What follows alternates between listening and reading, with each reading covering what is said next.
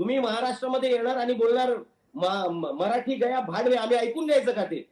आणि अशा वेळी जर पुन्हा जर अशा पद्धतीची भाषा महाराष्ट्रातून वापरणार असाल तर कानच फुटणार आणि याच्या पुढे सुद्धा कान फोडले जाणार. इथे राहायचं असेल तर मराठी योगेश चिले आहेत मनसे प्रवक्ते. याच भाषेमध्ये काय नाव आहे त्यांचं? योगेश चिले. योगेश, मला बोलायचं नाही, यांना घ्यायचं तर तुम्ही बोला त्यांच्याशी, मला बोलायचं नाही. सुनीलजी, मनसेची बाजू समजून घेणं देखील तितकंच आवश्यक आहे. संदीपजींशी आपण मगाशी बोलत होतात, मग योगेश चिलेंची बाजू काय ऐकायची आणि मनसेची बाजू का नाही ऐकायची?